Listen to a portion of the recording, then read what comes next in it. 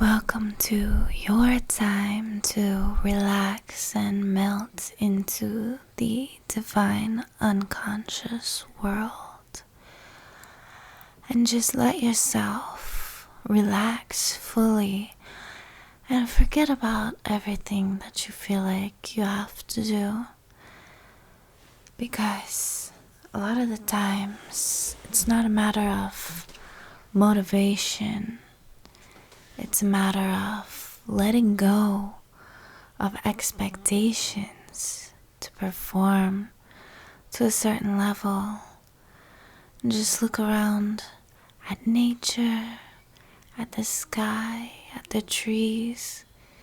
They don't worry about tomorrow. They don't worry about yesterday.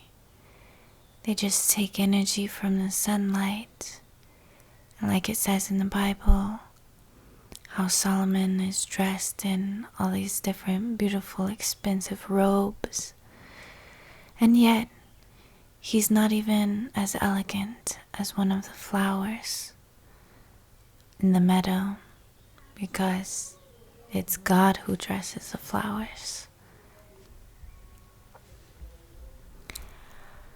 And so a lot of times when we have bad habits, we think that we have to come up with some sort of genius idea of a new way to order our lives, or have some sort of magic words that make us into a whole new person. That it's some epic struggle between the soul and the flesh, like we have to hold ourselves back from what we truly want and control ourselves and force ourselves with all this violence. But the reality is, it feels really good to just do what you want to do, truly what you want to do. And what you truly want to do is to just be at peace. And how to be at peace is to stop expecting yourself to do all these things, to have all of these activities. And part of those activities are the things that you think is really hard to stop doing. And it is hard because in the moment that you want to do them, it's actually this electric spasm going off in your brain, because you feel lonely, you feel disconnected from everyone else, you feel trapped in this kind of cocoon, like you're wrapped in something, isolated, and you just want to feel at peace, you just want to feel connected with the world. And so you substitute that with these brain chemicals that go off when you eat or when you scroll and stuff. It's actually to produce the same sort of effects that you would get if you didn't do them at all. It's kind of a substitute for what would happen if you just turned everything off and didn't eat anything and went into your private space and just relaxed. And the reason why people don't just cut everything off and relax and find that true inner peace within themselves, which is so easy to access when you just know it's theirs, because they've been fed this narrative that they don't deserve it, that God doesn't love them, because in society, love is conditional. Even love of parents at some point is conditional. Even love of children, even love between family members, even love between spouses, even self-love is conditional. And we all crave this feeling of unconditional, eternal, true love. And so we substitute that with eating, with playing games, with laying around. Not that any of these are inherently bad, but when we do it when we know that it's bad, it does this hypnotic, like dark hypnotic effect, so that it's like self-harm. And then in order to soothe the pain of self-harming, these endorphins are released in our brain that give us this feeling that is similar to how you would feel if you meditated and connected with the eternal, with the nothingness that is erasing this cocoon that you would have around yourself, that you were taught to build around yourself. Because there are dark forces out there who want you to feel isolated because they're jealous. They want to feel like they are the only God and there is no God outside of them, but they're not the real God. And so in order to make you worship them as if they are the real God, because this is like a narcissistic entity, it isolates you. You're naturally like air. You're naturally just connected to everyone. When you open the door to your room, the air in your room and the air outside your room is just one thing. It's all connected. There is no separation. But if you can close the space tighter and tighter, you even run out of air to breathe. And that's what these narcissistic entities do to everyone.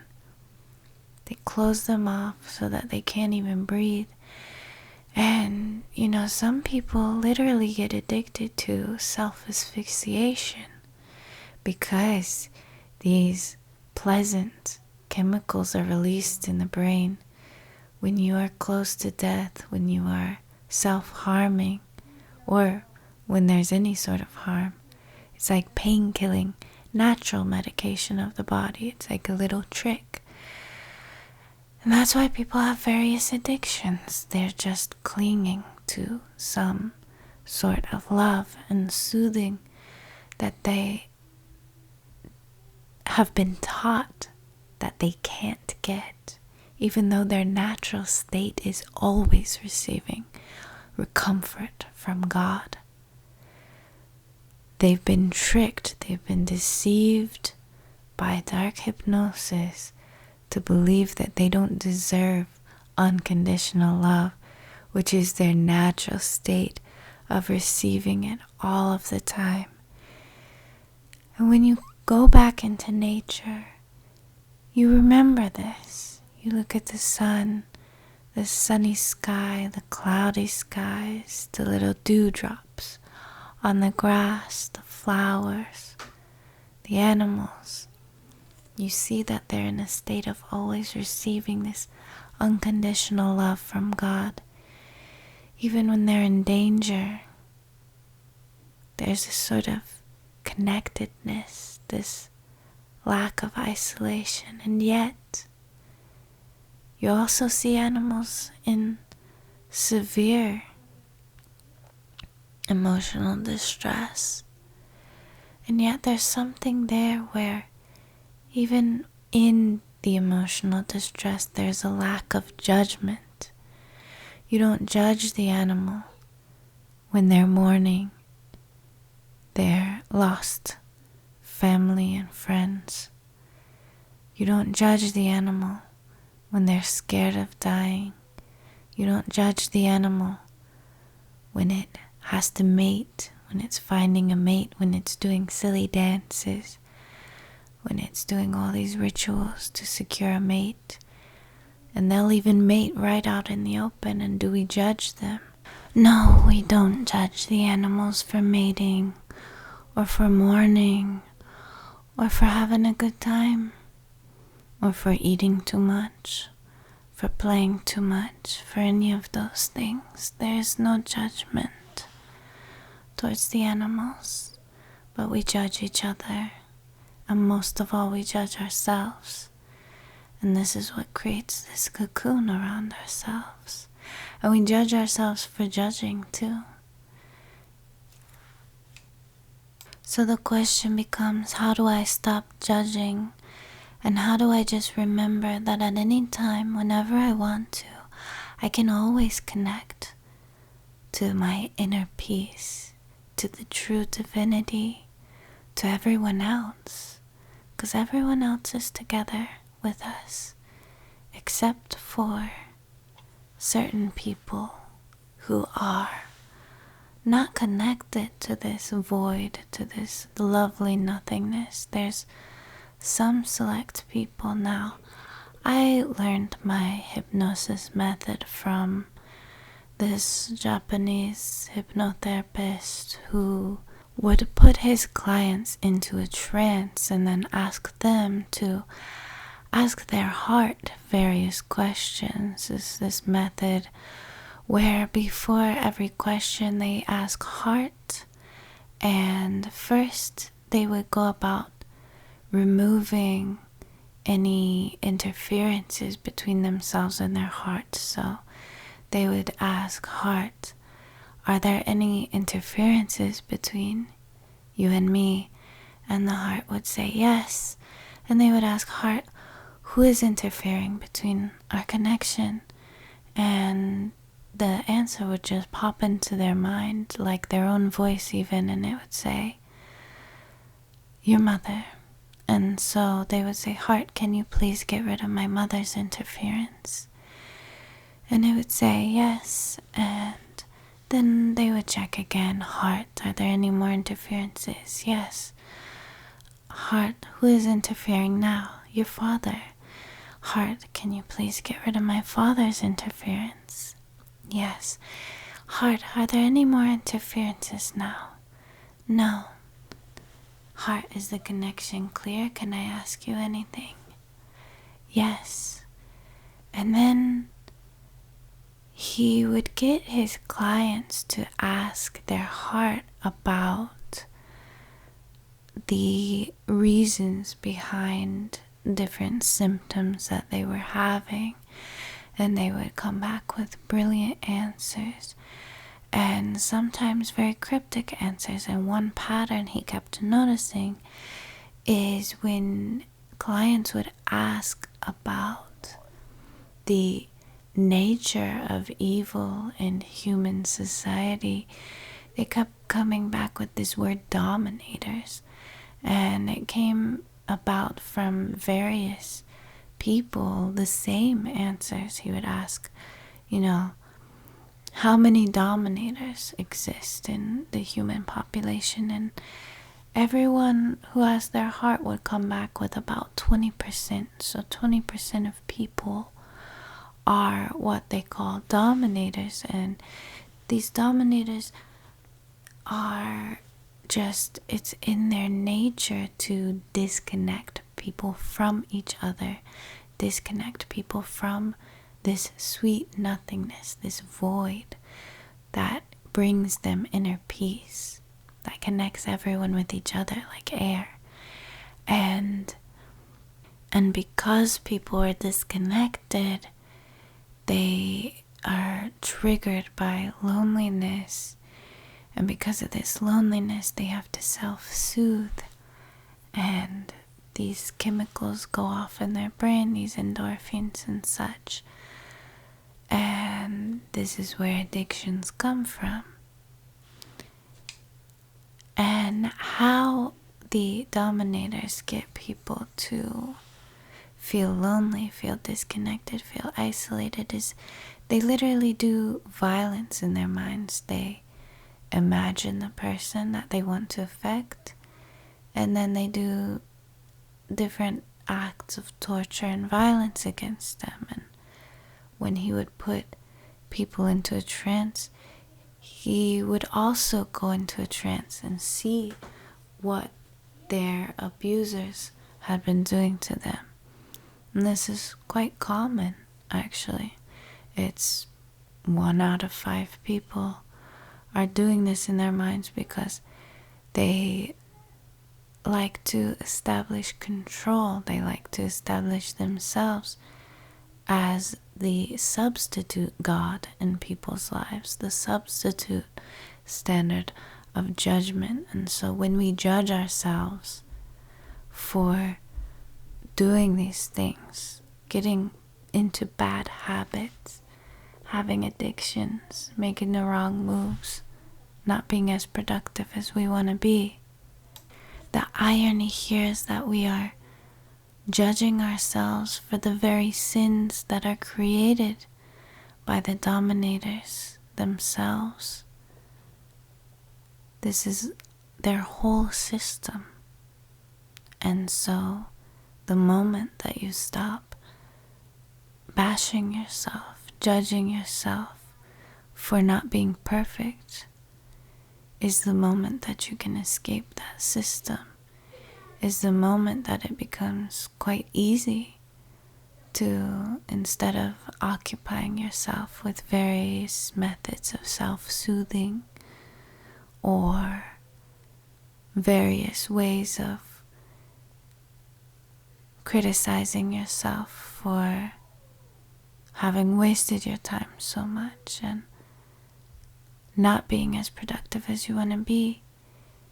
Instead, if you just space out and relax, you can tap into something that feeds you directly these messages of pure truth. And it feels like very self-serving thoughts popping into your head. You think, no, this is just me making things up so that I feel better about myself. And here again is the hook of the dominators, because so what? Don't you already know that the problem is that problems are being created out of nowhere just so you have an excuse to self-soothe with these quote-unquote sinful behaviors? So even if what you're saying to yourself when you relax and meditate and connect to your heart, when you go into a trance by the sound of my voice, if what you're connecting to is just your own mind, soothing yourself without the need for dependency upon scrolling, video games, food, anything, then haven't you accomplished exactly what you want to accomplish? And yet at the very moment you start this healthy, healing, divine, holy act of soothing yourself without dependency on any outside things, here again, the dominators will try to stop you. Because if you start doing that all the time, well, then they're not your God anymore. They've completely lost their control over you. And so they'll turn that into a sin. And so you see here how dominators will turn everything into a sin. Your existence itself is sinful, even if you're doing what you know is exactly the best thing to do to connect to your inner peace. And your inner peace is not just this blankness, of course. Life is movement. Life is vibration. Life is constant change. Life is divine downloads of information. So instead of you just being this empty automaton with nothing going on, drooling when you meditate and tap into the divine, instead you're hearing these beautiful messages that just feel like your own thoughts coming to you. Then the dominator steps in and says, you're just telling yourself that. You're just telling yourself lies to make yourself feel better. And the more you go down this path, it might seem okay now, but the more you go down this path, you're going to end up a bad person and do bad things to other people. And eventually, you're going to be so far gone that there's no saving you. If you keep lying to yourself with these sweet sounding lies just to make yourself feel better, and they'll paint this like hellish scenario, and no matter what, it ends up with you going to hell, you getting punished for your sins. This is a whole like dominator matrix basically, and that is where all of your sins come from. Everything that you consider sin that you're doing, even if not in the religious sense, but just in the sense of you're criticizing yourself for doing something over and over, these bad habits. If you want to escape them, you have to escape this dominator matrix, and it's easy to do that. All you have to do is say no to it. You just reject it, and at first it's very anticlimactic. It's like it was supposed to be this epic redemption arc, but instead it's just kind of empty. And it feels kind of unfamiliar at first. And then over time, it's just feeling like nostalgic feeling creeps up on you. And then other feelings will start creeping up on you, like you'll reclaim some anger at how so many years were wasted away worrying for no reason about things that didn't even matter, and you just realize that that wasn't even your own worries when you realize that was just the dominator's voice.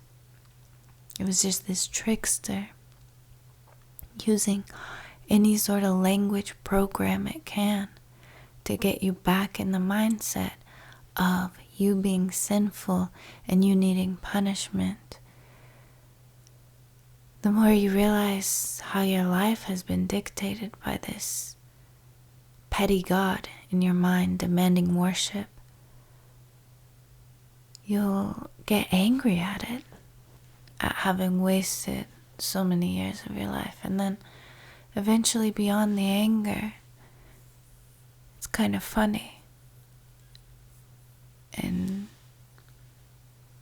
when you realize that the anger itself is not a sin, the anger feels good, and you embrace the anger, because the only reason that anger ever feels bad is because of all the judgment again attached to it, where the dominator says, if you feel angry, you're going to sin. The more you feel anger, you're going to get carried away with it. You're going to destroy everyone around yourself, and you're going to destroy yourself. And you're going to end up all alone and all this stuff, these fear-mongering horror stories. And the bottom line of it is that you're a sinful person. That is just your nature. And if you let yourself go, if you stop reining yourself in, then a bunch of bad things are going to happen. As soon as you start enjoying yourself, they say, something bad is going to happen. If something good randomly comes to your life, some good fortune, well, that is just more evidence that soon enough, something really bad is going to happen, they tell you. And so other hypnosis involves just telling the person to relax and get in this trance state. And then in this trance state, they'll tell them to sleep and yada yada. And then the person will develop a dependency on hearing that hypnotist's voice and using these audio recordings or video recordings or in-person sessions to relax themselves. But this doesn't solve the fundamental problem of not being able to find inner peace, because you're still depending on something outside of yourself. And so you may be asking, why am I talking about all of this horrible negative stuff about 20% of the human population being evil at their core by their nature, demanding worship and creating this matrix of crime and punishment, sin and redemption, and so on, and torturing other people in their minds? Isn't this very dark, macabre? Isn't this, a bit psychotic and unhealthy? Isn't that an unhealthy view of the world, they say? And again, here we have it, is the dominator's hook, where they get you, where you're gonna be hooked back into your bad habits to self-soothe from the pain of these triggers of loneliness that it causes you when you feel disconnected. And why do you feel disconnected? Because you feel the need to self-isolate. Because you're a sinner. You don't want to hurt other people with your sinfulness, right? That is where the fear comes. It's not the fear of other people, actually. It's the fear of yourself, if left to your own devices. And so the reason why I have to expose the dark things going on in this, hidden world of telepathic communication between people is because you won't be able to develop the skill for cutting off from negativity, negative energies, and these, thought traps. If you are not educated about them, knowledge is power, and the power that is the most important of all is being able to soothe your mind on your own without dependency on anything else, to have inner peace so that no matter what's going on around you in the physical world and in the hidden telepathic world of vibes that people pick up on, like, when someone tells you that they just knew the very moment that their grandma died. They had a dream that they got a call from her saying goodbye, and then when they woke up, their family gave them the bad news. This sort of thing. Or, people have premonitions of these sorts. Or when you see someone yawning in front of you, you suddenly want to yawn. There is this invisible brain network where information is being exchanged. Now, of course, not all of this information is going to be to your benefit. Some of them is like malware. Some of them is like a virus. And it will get you to expose your information to people who will use it against you.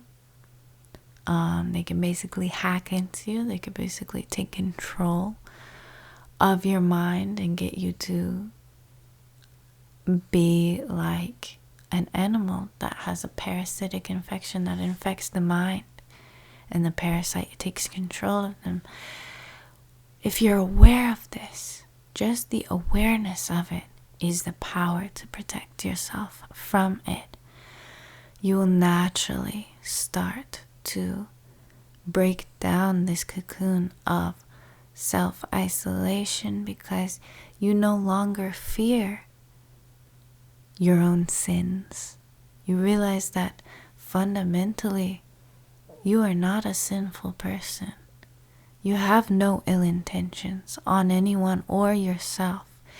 Every time you have hurt yourself or other people, it really was just your brain being hijacked by one of those 20% of people who, for some reason, are just born to be bad. And you know that you are not one of them, because if you were one of them, then you wouldn't be here right now. You wouldn't care.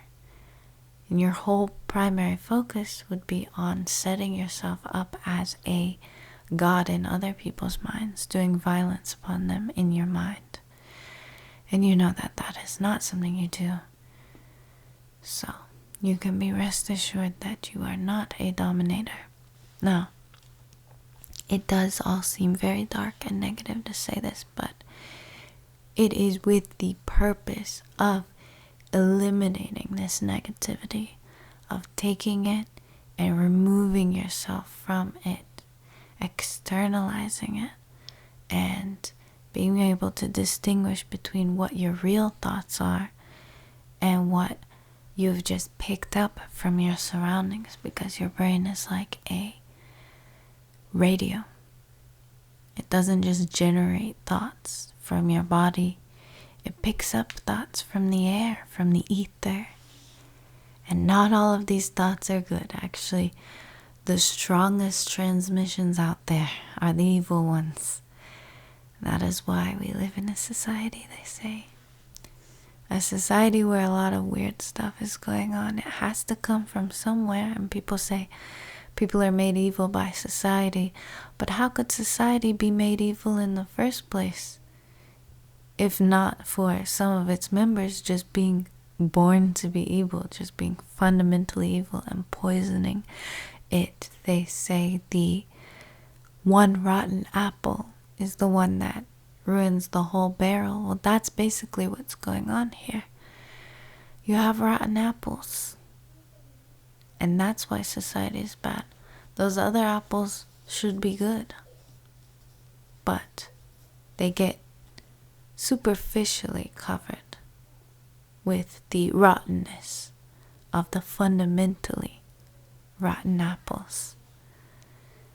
It's a whole damned if you do, damned if you don't thing that puts people in a suggestible state where negative suggestions are implanted in their mind. So in the same way where you do things that you don't want to do, you comfort yourself with these addictive things, overeating, scrolling, and such. Damned if you do that, because then that voice in your head is always bashing you, telling you you're sinning by comforting yourself in these ways, and it's going to have these negative effects and this and that. And then if you stop doing those and you calm down and you meditate and you try to find inner peace, and you do find inner peace, and the voice of inner peace is telling you things that just make you feel better about everything. It'll go back through all your memories and tell you that you were right all along. Everything's gonna be fine. It'll tell you, even in the moments that you're not proud of, you still did a really good job and you survived. And all of these nice things, and it never judges you. This voice that you connect to, it sounds like your own voice almost. It sounds like your own thoughts. When you finally just take a leap into the unknown by letting all of your comforts to the side and just sitting with yourself in silence until you hear this nice voice. There's no anxiety there, there's no fear, there's no judgment, there's no shame, there's no guilt. Everything it tells you are beautiful, comforting words that make you feel better about yourself, which is exactly what the dominators tell you you should be doing when you are using creature comforts. They say you're bad because you should comfort yourself with meditation. Then you do meditation and it says, you're just making yourself feel better. You're so irresponsible. You're just telling yourself everything you want to hear to make yourself feel better. And so you're damned if you do, damned if you don't. And this puts you in a suggestible state because of this conflicting orders. It's called the double bind. It is a hypnotic tactic. And in that suggestible state, over the invisible brain connection that your dominators have to you, they implant all of these suggestions about how basically you're inadequate and sinful. It starts with being, petty inadequacies, trivial things that would make you isolated in human society, not fit for human society. But then it escalates to the point where even God would abandon you. You're not even worthy of being loved by God. And that is at the core of the issue. And that is what they are trying to trick you into believing. And as long as you recognize this, recognizing this, although it seems dark and scary, is the number one trick, the number one fast, life hack to actually being able to connect to the divine all the time, being able to be at peace all the time.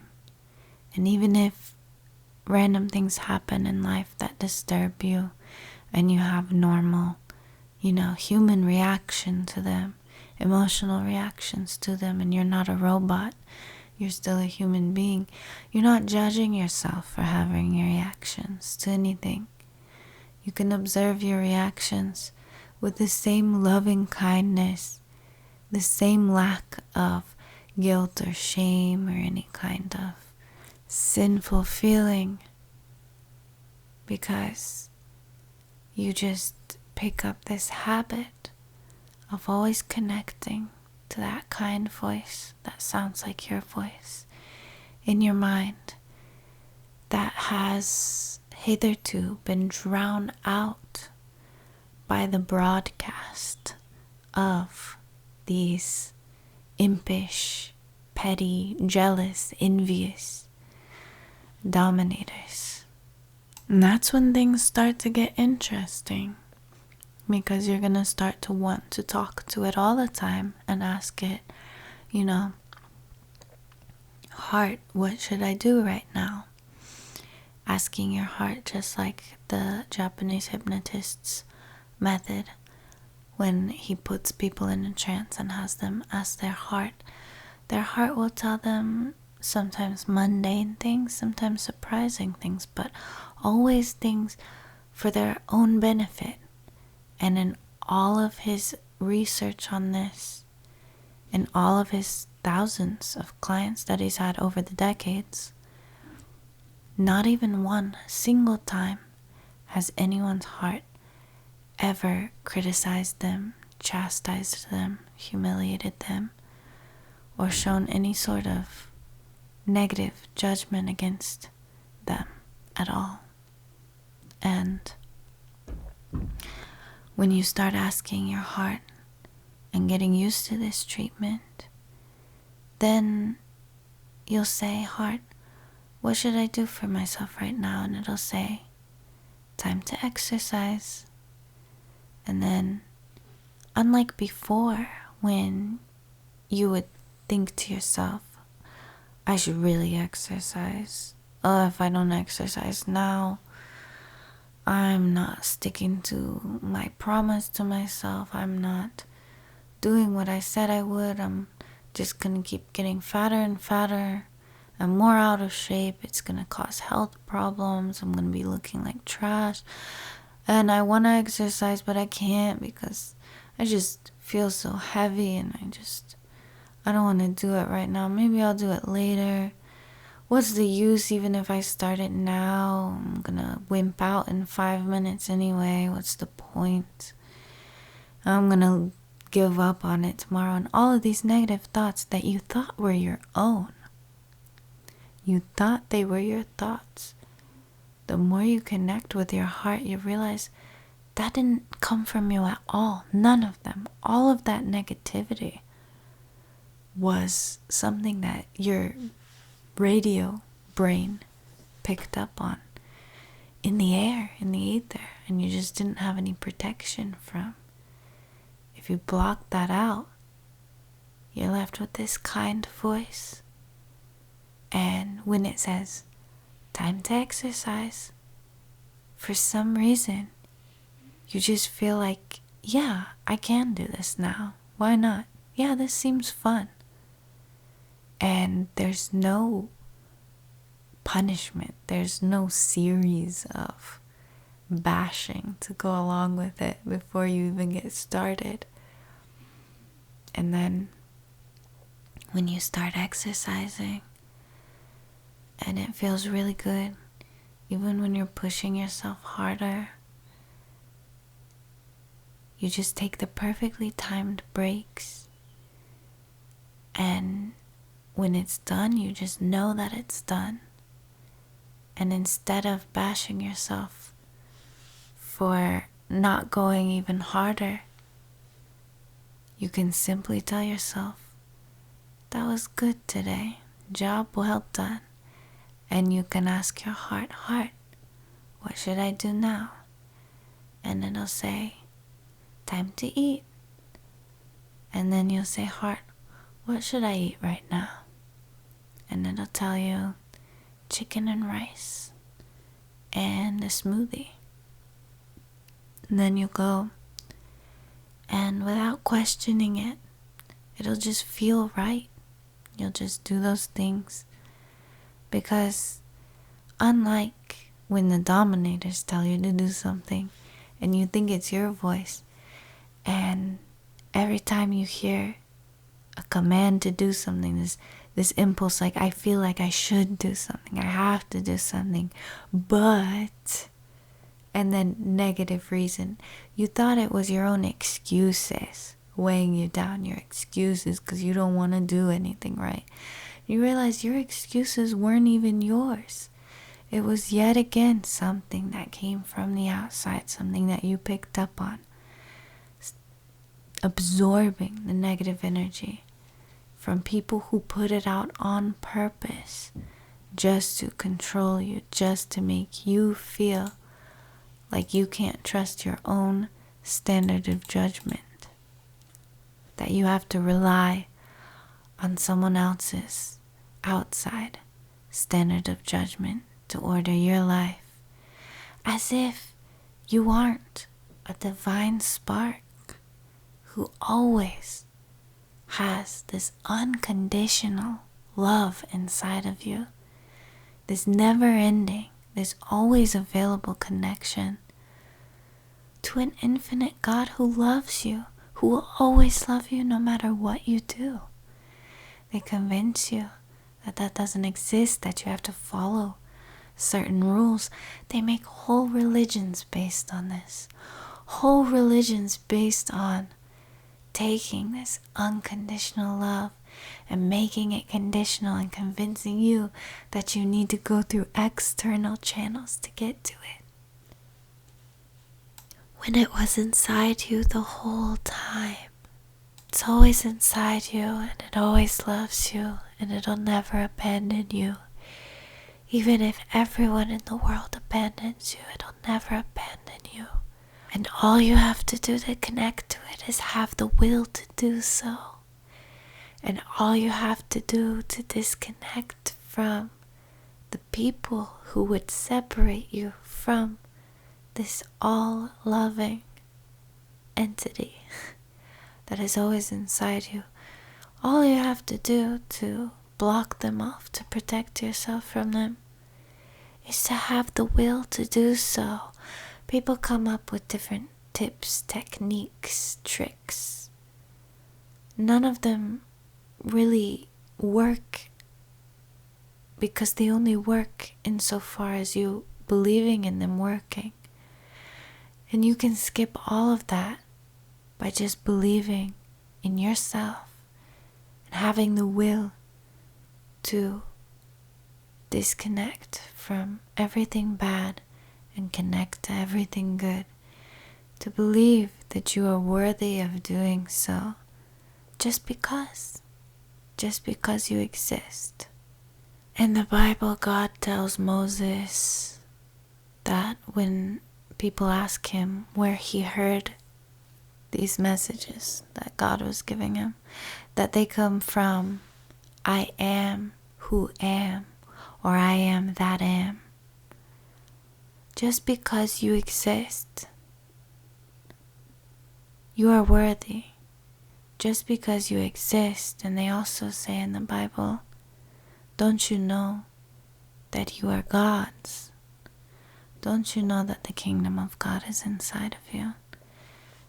And people make whole systems to convince people that they're not God's and that God is not inside of them. They construct these whole systems, these whole institutions, even based on literature where it says it outright that the kingdom of God is within you. And then a priest will come and say, well, what that actually means is you need me to tell you this, and you need to do this and that. And if you mess up here and if you mess up there, then God will send you to eternal torment, and it'll actually be all your fault, and yada yada yada. See, this is just more of the dominator's tricks. And even if you didn't grow up religious, this mechanism is just everywhere, and it's so ingrained, and it's so just in us from this contamination everywhere that it's very hard to let it go unless someone tells you it's okay to let it go. And here I'm hearing the dominators say, well, aren't humans so mentally weak for needing someone else to tell them what to do? And again, this is the dominators missing the point of everything, because maybe it is set up like that. Maybe we were designed to have these weaknesses so that we learn to help each other and love each other just like God loves us. Maybe it's a beautiful thing.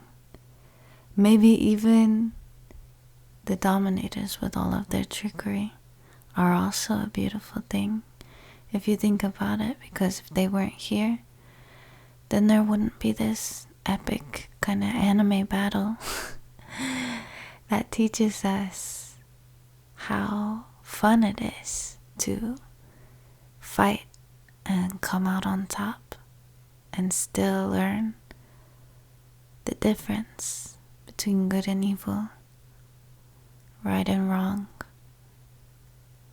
love and hate, and how we can free ourselves just by cutting off all distractions and believing in ourselves, believing in that kind voice inside that tells us that we are loved, we are not judged, and everything is going to be just fine, because there is no judgment, there is no sin, there is no punishment, there is no hell except the hell that is created by the dominators. And you can just say no to that hell. It doesn't have to be angry, although it can be. It doesn't have to be anything. You can have any emotion you want, but mostly it's just a rejection. Nope, hell is not for me.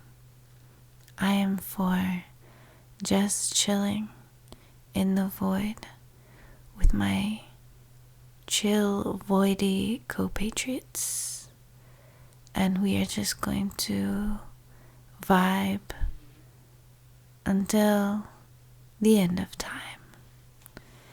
And sounds pretty easy, It is the easiest thing to do, actually. It's a lot easier than continuously punishing yourself and rewarding yourself with the brain producing painkillers, because you're punishing yourself in this endless loop of dependency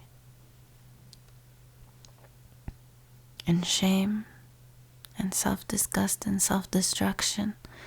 It is a lot easier to just chill and relax and get provided for and get fed the truth and get fed knowledge unconditionally. It really is unconditional, and that's the beautiful thing about it. And again, just to hammer in the point, people will fearmonger and say, if you listen to this nice, kind voice in your mind, you're schizophrenic, you're gonna, go crazy and start doing crazy self-destructive stuff. And you can do an experiment and see that it's actually quite the opposite when you're cut off from this kind voice in your head. Even you never hear it at all, and your head is full of self-deprecating, self-bashing, criticizing judgmental things, criticizing yourself, criticizing other people all the time, just full of negativity. That's when you start doing self-destructive things. That's when you start hurting yourself and other people. And when your head is filled with the nice, kind thoughts, that's when you just relax and everything gets easy, and you'll start to notice suddenly you'll get the urge to clean your room. You'll get the urge to organize your things. You'll get the urge to do that stuff that you procrastinated for a long time, and it'll feel like nothing. It'll feel like a breeze. You'll go and get rid of files on your computer. You'll go and take out a bunch of old cardboard boxes that you thought you were going to use, but once you empty that space in your closet, it'll be like a burden came off of your shoulders, and you'll be living in this nice, beautiful space. When you listen to the nice voice, it'll tell you to go on a walk. And when you go on a walk and you breathe in the fresh air and hear the sound of the birds, you're going to feel even more free, and you're going to feel like asking the kind, soft voice inside you even more things. And people will fearmonger, and religious people will say, you're connecting to demons and they're tricking you with this nice stuff. And these same Christians will not admit it, or they will. But in all their efforts to not connect to demons, yet they still keep sinning. They still keep doing things that they know are very wrong. And they'll say, yeah, well, at least I know it's wrong, and at least I go to the right sources, the right channels outside of myself to fix them. In an endless loop of sin and retribution. But if you just listen to the kind voice inside of yourself, there's no need for any of that. And there's no need for the fear-mongering. The fear-mongering itself is what creates the need to sin, to fulfill the prophecy therein. So we get rid of the prophecy and we get rid of the sin. And when we get rid of the sin, we also get rid of the punishment. And when we get rid of the punishment, we also get rid of the retribution. And this is where the feeling of emptiness comes in. But it's a beautiful emptiness. It's a necessary emptiness. When you step out of the false light into the darkness, then you will find this beautiful, playful, gorgeous, colorful, organic light that fills you with strength, with a certainty, with a peacefulness, that you rock neither too hard to the left or too far to the right, but are always steady and ready to accept whatever unexpected surprises come at you. Because deep down at the end of the day, you know that you're going to close your eyes and breathe in and feel your chest filling with air, and breathe out and feel it sinking in your muscles, melting down. And at the end of the day, at those nice calm moments, again the kind sweet voice will come back to you with no judgment, with no shame, with no guilt, with no accusations, just pure unconditional love that fills every cell of your body. And in that moment, you're not even afraid of death, because deep down, for some reason, you know that when you die, it's just gonna be you and that kind presence that doesn't judge you, that doesn't blame you, that doesn't shame you. And you will always forever be free from all of that negativity. It's never going to be able to have any influence on you ever again. And so before, when you were afraid to fall into the abyss, into the void, into the nothingness at night, you kept procrastinating sleeping. Because it's like going into nothingness. Because it's like time traveling to the next day, where you don't have any freedom when you're working. You don't have any freedom when you're doing this and that. You gotta find your freedom as you live every day, no matter what you're doing, who you're facing, what mundane task you're doing. Working your brain, not working your brain, working your body, not working your body. In every single moment, that kind voice is going to be with you, inside of you, speaking to you, making things more interesting and bringing you peace every time you breathe in, every time you blink, every time you take a step outside, step inside. That kind voice will be with you every moment. And so you won't even regret when you close your eyes at the end of the day and let yourself, you'll start sleeping earlier and earlier at the perfect time, because there's no regret every day. You'll forget what regret even feels like, because it doesn't exist. When you're with your heart, when you're with the eternal, unconditional love, there is no regret.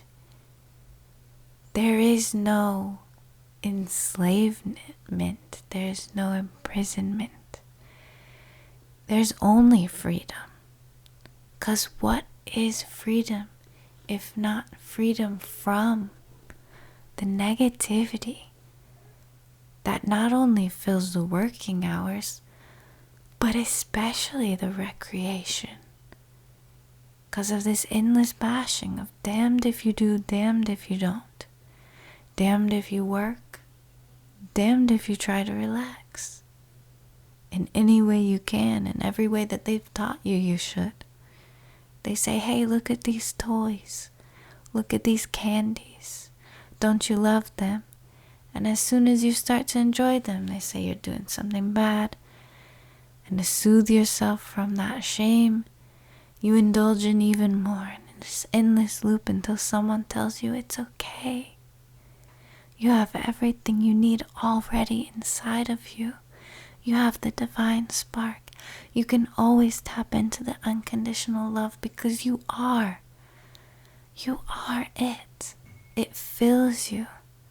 You are nothing but air to be filled with the divine love of God. And you are worth it every time and every moment.